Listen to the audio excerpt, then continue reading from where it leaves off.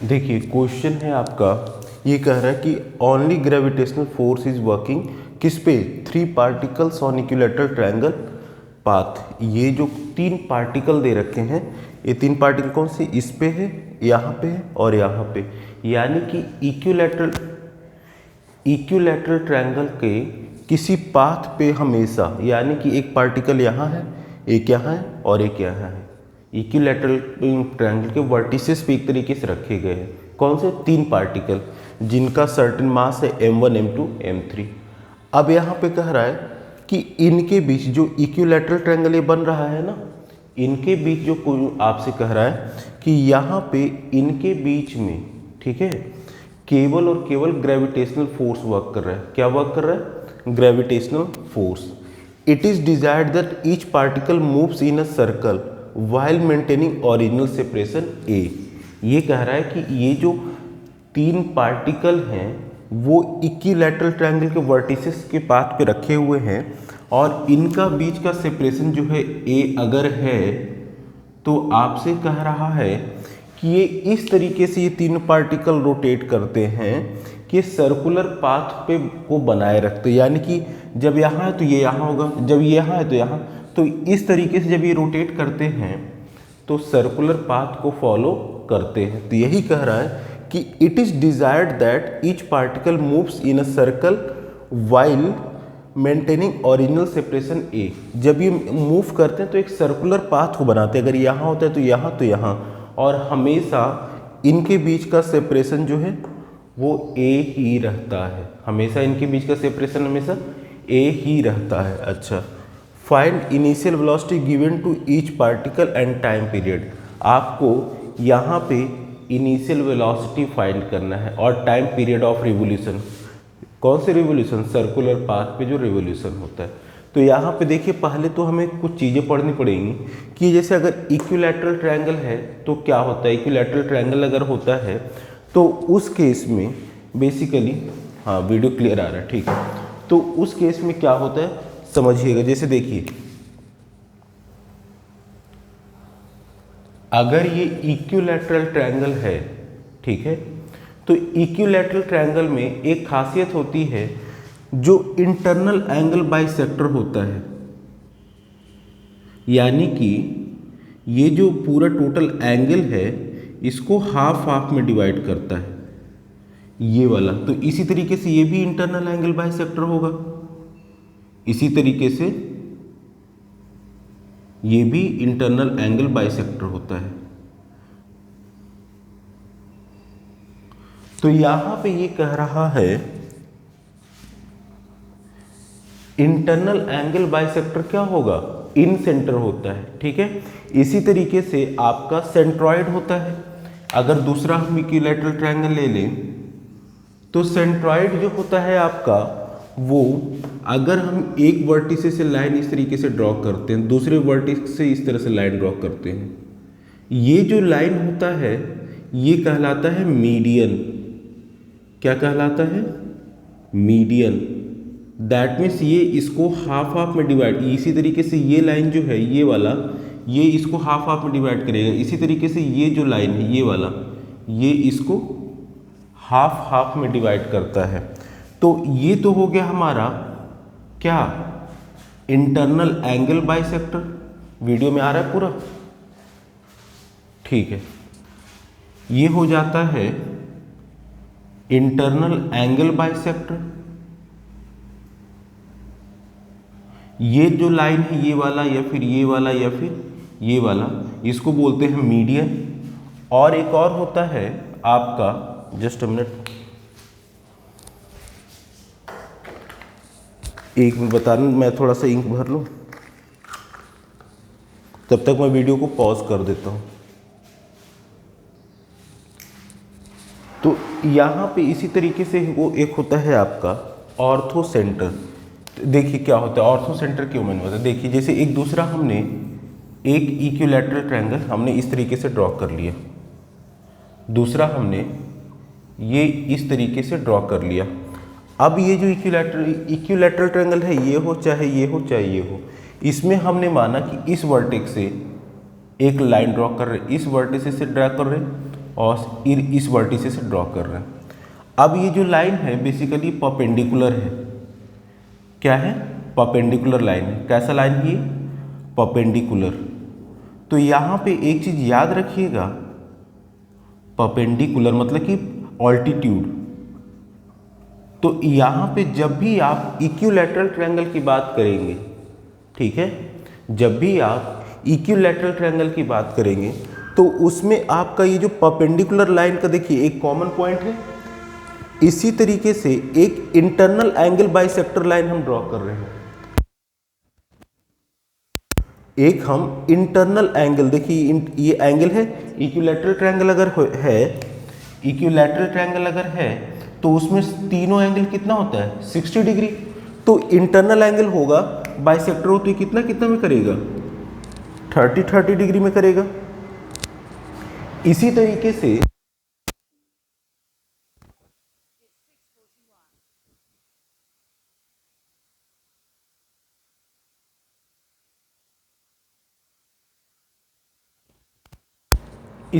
से यहाँ अगर कहें तो देखिए, तो यानी कि ये जो लाइन है वो हमारा क्या है?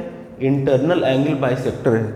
यानी कि इक्विलैटरल ट्रायंगल में तीनों एंगल का कितना होता है? 60 डिग्री होता है। तो ये जो है इसको 30 में डिवाइड करेगा। तो इस लाइन का जो कॉमन पॉइंट है, जहां पे तीनों लाइन एक पर्टिकुलर पॉइंट पे क्या हो रहा है, देखिए इंटरसेक्ट कर रहे हैं, ये लाइन और ये लाइन, इसे हम बोलते हैं इन सेंटर। क्या बोलते हैं? इन सेंटर। जब भी इंटरनल एंगल बाइसेक्टर अगर किसी कॉमन पॉइंट से पास हो रहा है तो उसे हम बोलते हैं इन सेंटर।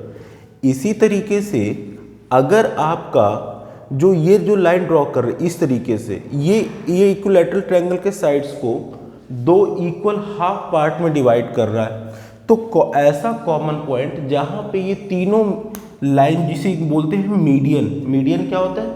जो हाफ हाफ में डिवाइड करता हो, तो इसे हम, ये कॉमन पॉइंट जो होता है इसको हम बोलते हैं सेंट्रॉइड। और इसी तरीके से अगर आप किसी वर्टिसेस से ट्रायंगल के कोई लाइन ड्रॉ करते हो जो कि दूसरे साइड पे परपेंडिकुलरली इंटरसेक्ट करता है, देखिए ये लाइन जो है इस साइड पे, ट्रायंगल के साइड पे परपेंडिकुलरली इंटरसेक्ट कर रहा है, तो ऐसे लाइन को हम बोलते हैं परपेंडिकुलर लाइन या फिर ऑल्टीट्यूड, या क्या बोलते हैं? ऑल्टीट्यूड। अब ये जो ऑल्टीट्यूड है, तो इन तीनों का जो कॉमन पॉइंट, मतलब कि जहां से ये तीनों पॉइंट, तीनों लाइन एक ऐसा पॉइंट होगा जहां से ये तीनों पास करेंगे, दिस इज, तो इसको हम बोलते हैं ऑर्थो सेंटर। क्या बोलते हैं? Ortho centre. अब यहां पे एक चीज याद रखिएगा, इक्विलैटरल ट्रायंगल जो होता है, इन इक्विलैटरल ट्रायंगल तीनों पॉइंट जो होते हैं कोन करेंट होते हैं। कहने का मतलब यहां पे ये नोट डाल के लिख लीजिएगा कि इन इक्विलैटरल ट्रायंगल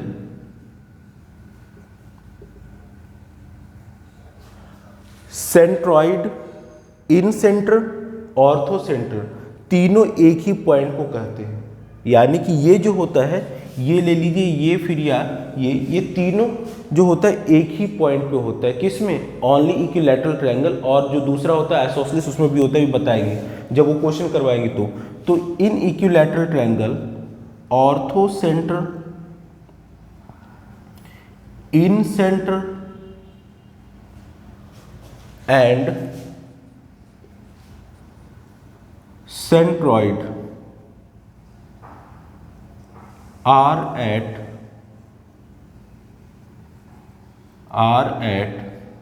सेम पॉइंट।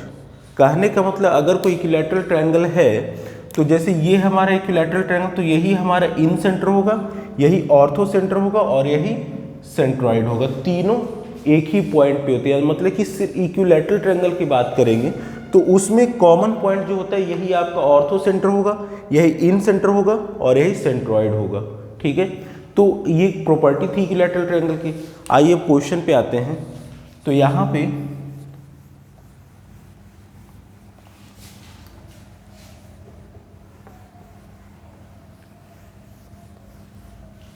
तो यहाँ जो क्वेश्चन है वो कह रहा है कि तीन पार्टिकल जो है इक्विलैटरल ट्रायंगल के इस तरह से रखा हुआ, एक यहाँ पे, एक यहाँ पे, एक यहाँ पे, और इनके बीच केवल और केवल ग्रेविटेशनल फोर्स वर्क कर रहा है। क्या वर्क कर रहा है? केवल और केवल ग्रेविटेशनल फोर्स। ग्रेविटेशनल फोर्स क्या होता है?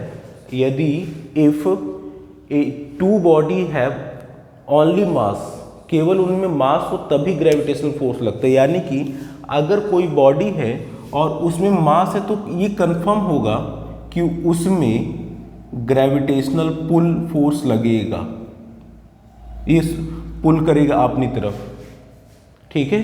तो ये तभी वर्क करता है जब बॉडी में क्या हो, मास होना चाहिए, उसका कुछ ना कुछ मास होगा, तभी उस पर ग्रेविटेशनल फोर्स वर्क कर रहा है। तो क्वेश्चन में है कि तीनों पार्टिकल जो हैं इक्विलैटरल ट्रायंगल के इस पॉइंट पे, इस पॉइंट पे, इस पॉइंट पे रखे हैं और इनके बीच ग्रेविटेशनल फोर्स केवल वर्क कर रहा है और कोई फोर्स नहीं वर्क कर रहा है। और उसके बाद करें कि इस तरीके से मूव करते हैं कि हमेशा इनके बीच सेपरेशन ए ही रहता है। यानी कि जब पार्टिकल यहाँ है तो दूसरा यहाँ है, तीसरा यहाँ है। जब ये पार्टिकल यहाँ से यहाँ होगा तो ये यहाँ चला जाएगा और इनके बीच का डिस्टेंस हमेशा ए ही रहेगा। चलिए, तो इसको हम डिलीट करते हैं, ये ग्रेविटेशनल फोर्स का फॉर्मूला होता है। तो अब आपसे क्वेश्चन कह रहा है it is desired that each particle moves in a circle, मैंने बताया वाइल मेंटेनिंग ओरिजिनल सेपरेशन ए। इनके बीच का सेपरेशन, जब ये पार्टिकल यहाँ से ऐसे मूव करते हैं तो इनके बीच का सेपरेशन हमेशा कितना रहता है? ए रहता है। तो आपसे कह रहा है फाइंड इनिशियल वेलोसिटी। क्या फाइंड करना है? इनिशियल वेलोसिटी फाइंड करना है। तो देखिए, जब भी इनिशियल वेलोसिटी की बात करते हैं तो यहाँ पे पहली चीज़ अभी हमने बताया कि इक्विलैटरल ट्रायंगल में क्या होता है,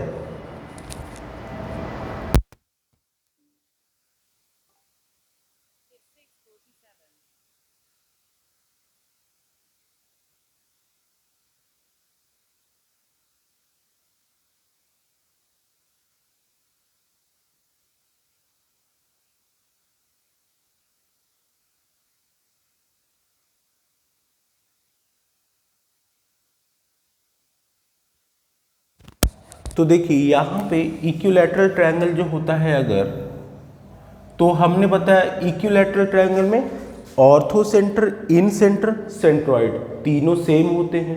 तो देखिए तीनों सेम होने का मतलब क्या, उनका कॉमन पॉइंट सेम होता है। यानी कि अगर ये इंटरनल एंगल बाइसेक्टर है तो इसके एंगल को तो बाइसेक्ट करेगा ही करेगा, साथ में इसको हाफ हाफ में भी डिवाइड करेगा और परपेंडिकुलर भी डिवाइड करेगा। मतलब कि इक्विलैटरल ट्रायंगल में जो लाइन आपका मीडियन होगा वही ये ऑल्टीट्यूड भी होगा और वही आपका राइट ये इंटरनल एंगल को बाइसेक्ट भी करेगा। यानी कि यही लाइन आपका इसको हाफ हाफ में डिवाइड करेगा, इस साइड को भी हाफ हाफ में डिवाइड करेगा और इस पे परपेंडिकुलरली भी इंटरसेक्ट करेगा। इसी तरीके से ये लाइन भी होता है, इस तरीके से ये भी लाइन होता है, ठीक है। तो इसको हाफ हाफ में डिवाइड कर रहा है, परपेंडिकुलर भी है और इंटरनल एंगल को भी क्या कर रहा है, बाइसेक्ट कर रहा है। यानी यही, और इन तीनों का कॉमन पॉइंट सेम होता है। तो चलिए क्वेश्चन पे आते हैं। तो अगर आपने दे रखा है कि इनके बीच का सेपरेशन ए है, तो दिस इज सेपरेशन ए, तो ये जो लाइन है ये तो इसको परपेंडिकुलर भी डिवाइड करेगा और हाफ हाफ में भी डिवाइड करेगा, बताया था। और ये इसको एंगल को भी हाफ हाफ में डिवाइड करता है। तो आपको इक्विलैटरल ट्रायंगल पता है कितना होता है, 60, तो हाफ हाफ में डिवाइड करेगा, that means this will be 30, ठीक है। तो अब जरा क्वेश्चन पे आइए। देखिए यहाँ पे मान लीजिए पॉइंट ओ है, this is point A, this is point B, C and D. तो जब इस ट्रायंगल की बात हम करते हैं, देखिए तो ये इतना क्या हो जाएगा, a/2 हो जाएगा ना, हो जाएगा। और ये आपका, चूंकि ये कह रहा है कि ये सर्कुलर पाथ को मेंटेन कर रहा है, यानी कि ये जो है एक सर्कुलर पाथ को भी मेंटेन कर रहा है। यानी कि ये सेंटर होगा तो ये रेडियस हो जाएगा। तो हमने रेडियस मान लिया r, इसका जो ये रेडियस है ये सेंटर से, इसको हमने यही r मान लिया, ठीक है। अब देखिए यहाँ पे हमें ये पता है, ये पता है, जो एंगल लेते हैं उसके सामने का साइड परपेंडिकुलर होता है और ये सबसे बड़ी लेंथ है, तो ये क्या हो जाएगा, ओ बी क्या हो जाएगा आपका हाइपोटेन्यूज, और ये हो जाएगा बेस। तो हाइपोटेन्यूज अपॉन बेस क्या होता है, सेक 30 होता है। तो यहाँ पे ले लेते हैं sec 30 equals to hypotenuse upon base. तो यहाँ से r की वैल्यू हो गई हमारी a/2 सेक 30 डिग्री। क्वेश्चन बहुत अच्छा है, इसमें वेक्टर के भी इसमें कई सारे कॉन्सेप्ट यूज हो रहे हैं। अभी आगे वेक्टर का रिजल्टेंट निकालने सिखाएंगे, इक्विलैटरल ट्रायंगल का कॉन्सेप्ट आया, फिर उसका टाइम पीरियड ऑफ रिवोल्यूशन, और सर्कुलर पाथ तो है ही, जो सर्कुलर मोशन हम कर रहे थे। तो क्वेश्चन बहुत अच्छा है, इसको ध्यान से देखिएगा। वीडियो में आ रहा है इतना, ठीक है, इतना आ रहा है। तो यहाँ पे देखिए क्या है, बेसिकली ये चीज़ हो गया हमारा। तो यहाँ से हमने a और r में रिलेशन निकाल लिया कि r इक्वल्स टू, ये देखिए यहाँ से मैं इसमें लिख दे रहा हूँ स्पेस बचाने के लिए, a/2 सेक 30 डिग्री। चलो इतना तो आ गया, इक्विलैटरल ट्रायंगल की ये कॉन्सेप्ट भी समझ में आ गया, ठीक है। अब यहाँ पे चलिए इसको हम डिलीट कर देते हैं थोड़ा।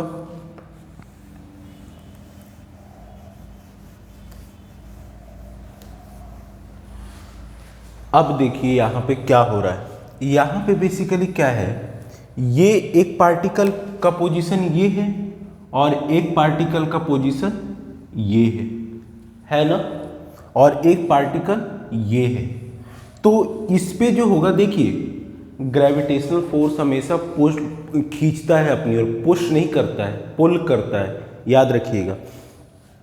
तो यानी कि इनके बीच का फोर्स मान ली इस पे इधर की ओर लग रहा है और इस पे फोर्स इधर की ओर लग रहा है, ठीक है भाई। एक पार्टिकल यहाँ, एक पार्टिकल यहाँ, एक पार्टिकल यहाँ पे है। तो इनके में देखिए एक फोर्स इधर की ओर लग रहा है और एक फोर्स इधर की ओर लग रहा है, और ये तो सेंटर था बेसिकली, ये इस तरीके से सेंटर था ये, और इनके बीच का एंगल कितना है, 60 डिग्री है। आपको पता है अगर कोई दो force F1 and F2 working at an angle 60 theta, तो नेट फोर्स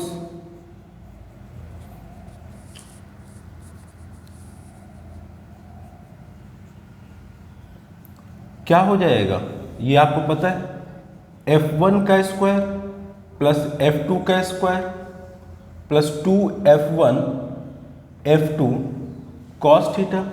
वेक्टर जब आएगा तो इसमें और अच्छे से पढ़ाएंगे, अभी ये याद रख लीजिए बस। ये बेसिकली क्या होगा, आपका पैरेललोग्राम लॉ ऑफ एडिशन हो रहा है। दो टाइप के होते हैं ना, triangle law of addition, parallelogram law of addition, तो बताएंगे जब आएगा, अभी फिलहाल ये याद कर लीजिए। तो यहाँ पे नेट फोर्स जो होगा वो F1 की वैल्यू क्या है, F है, F2 की वैल्यू क्या है, F है, प्लस 2F1। दोनों पे देखिए, अब ये कहेंगे सर दोनों पे F ही क्यों लगेगा, जरा क्वेश्चन समझिए। यहाँ पे सबका मास, मैंने क्वेश्चन में लिखा नहीं, सारे पार्टिकल जो है, each particle has mass m, ये क्वेश्चन में मेंशन है कि each particle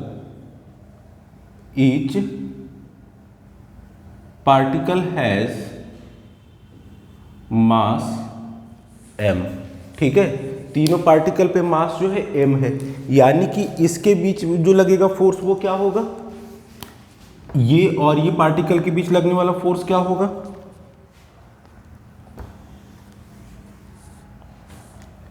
F equals to G m1 m2 upon R square. ये ग्रेविटेशनल फोर्स का फॉर्मूला होता है। अब यहाँ पे मास m1 और m2 दोनों सेम है, तो जी m अपॉन आर स्क्वायर, इसके बीच लगने वाला। इसी तरीके से इसके बीच, क्योंकि इसका मास m है, इसका मास m है, इसका मास m है, तो इसके बीच भी जो लगेगा क्या होगा, जी m अपॉन आर स्क्वायर, यानी कि हमेशा दोनों के बीच सेम अमाउंट ऑफ फोर्स लगेगा ना। देखिए दोनों की वैल्यू सेम है ना, तो वही यहाँ पे, तो इसलिए हमने F1 F2 की जब F रखा, F1 F2 को फिर F रखते हैं इंटू कॉस थीटा। थीटा की वैल्यू कितनी है, 60 डिग्री। तो यहाँ से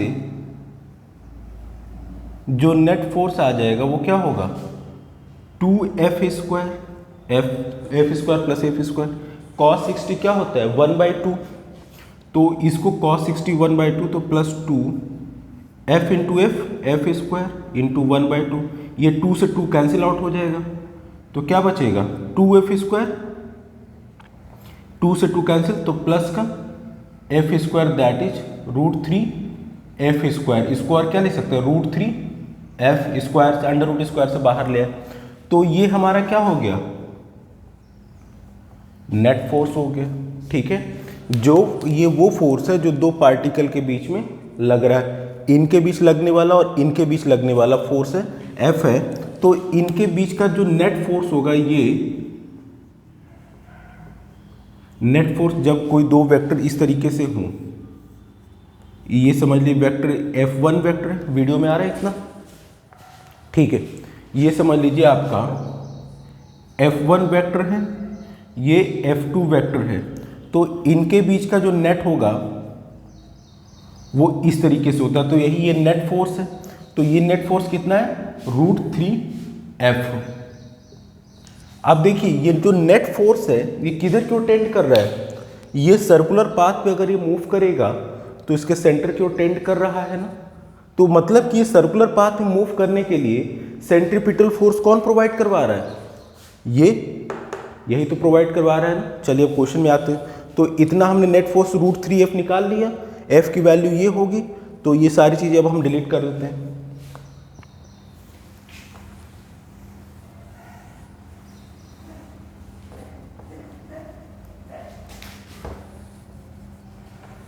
इसको हम यहां पे लिख देते हैं नेट फोर्स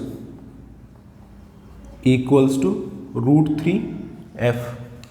अब यहां देखिए, तो ये जो है यही आपको सेंट्रीपिटल फोर्स प्रोवाइड करवाता है, तो पहले तो देख लीजिए यहां पे जो ग्रेविटेशनल फोर्स है वो नेट कितना होगा, भाई इनके बीच ये कौन सा फोर्स है, ये ग्रेविटेशनल फोर्स ही तो है, तो नेट ग्रेविटेशनल फोर्स जो लग जाएगा वो हो जाएगा √3 times F that means G m² upon r²। ठीक है, एनी डाउट? अच्छा, अब यहाँ पे यही फोर्स जो नेट फोर्स है इसका डायरेक्शन किधर है, सेंटर की ओर है, दैट मीन्स यही आपको सेंट्रीपिटल फोर्स प्रोवाइड करेगा, किस लिए, to maintain on a circular track. तो सर्कुलर ट्रैक पे रहने के लिए यही फोर्स हमें क्या देगा, यही फोर्स हमें सेंट्रीपिटल फोर्स प्रोवाइड करवाएगा, दैट इज, अच्छा इनके बीच का डिस्टेंस कितना है, r नहीं है, कितना है, a है, जो दो पार्टिकल हैं या फिर ये है फिर या फिर ये और ये पार्टिकल, इनके बीच का डिस्टेंस कितना है, a है, तो यहाँ पे क्या हो जाएगा a², तो ये आपका हो जाएगा a²। ठीक है, तो और ये जो है यही आपको सेंट्रीपिटल फोर्स प्रोवाइड करवाएगा। सेंट्रीपिटल फोर्स का फॉर्मूला क्या होता है, mv² अपॉन r, यही तो होता है सेंट्रीपिटल फोर्स का फॉर्मूला। r की वैल्यू यहां से ले लेंगे तो a/2 sec30, तो ये लिखते हैं √3 gm² upon a² equals to mv² upon r की वैल्यू a/2 sec30 की वैल्यू क्या होगी, cos 30 होती है √3/2, तो sec30 क्या हो जाएगा 2/√3, तो 2 से 2 कैंसिल आउट हो जाएगा, ये √3 ऊपर चला जाएगा, तो ये हो जाएगा √3 gm² upon a² equals to, ये √3 ऊपर चला गया, ये 2 से ये 2 कैंसिल आउट हो गया, तो √3 mv² अपॉन a। अब यहाँ से देखिए ये जो है ये √3 से कैंसिल, एक मास इससे कैंसिल आउट हो जाएगा, ये √3 इससे कैंसिल, एक मास की वैल्यू इससे कैंसिल आउट हो जाए, तो क्या बचेगा यहाँ पे g, एक मास की वैल्यू कैंसिल आउट तो एक ही बचा, तो gm अपॉन एक a इससे कैंसिल आउट हो गया, तो gm upon a equals to v², तो स्क्वायर जब हटाएंगे तो अंडर रूट लगेगा, तो gm अपॉन a, यही आपकी इनिशियल वेलोसिटी है जिससे आपको क्या करना था, मूव करना था। आपसे यही तो पूछ रहा था, find initial velocity given to each particle, तो इनिशियल वेलोसिटी हमने निकाल लिया। ठीक है, अब हम आते हैं टाइम पीरियड ऑफ रिवोल्यूशन। तो इसके लिए इन सबको फिर से डिलीट करते हैं।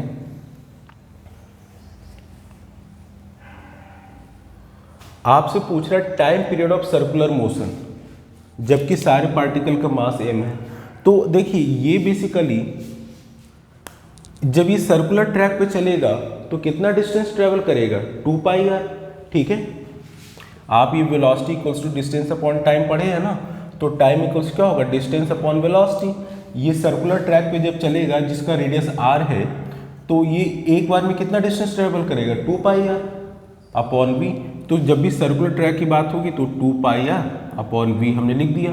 इस v की वैल्यू, अब यहाँ पे r की वैल्यू लिख देंगे, 2π इंटू r की वैल्यू क्या है, a/2 इंटू 2/√3 अपॉन वेलोसिटी कितना है, √gm इंटू √a। ये √a के ऊपर लिख लिया हमने। ठीक है, तो यहाँ से जब आप इसको सॉल्व कर लेंगे तो इसको मैं लिख दे रहा हूँ 2π, इस तरीके से आपका हो जाएगा।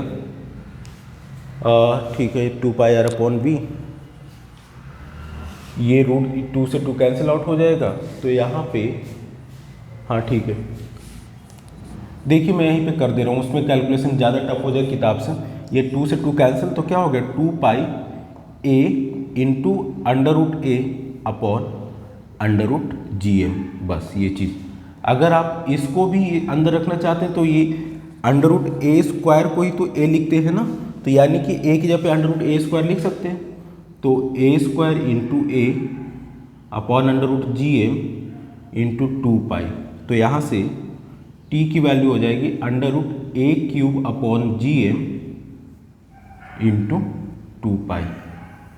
इतना वीडियो में आ रहा है, ठीक है। तो ये हमारा टाइम पीरियड ऑफ रिवोल्यूशन है। अच्छा क्वेश्चन था, इसमें 2-3 कॉन्सेप्ट यूज हो रहे थे, इसलिए मैंने इस क्वेश्चन करवा दिया। ठीक से समझ लीजिएगा, हर बार मैं इसको डिलीट कर दे रहा हूँ ताकि स्पेस नहीं है इसलिए। ठीक है, देखते रहिएगा। चलिए, थैंक यू।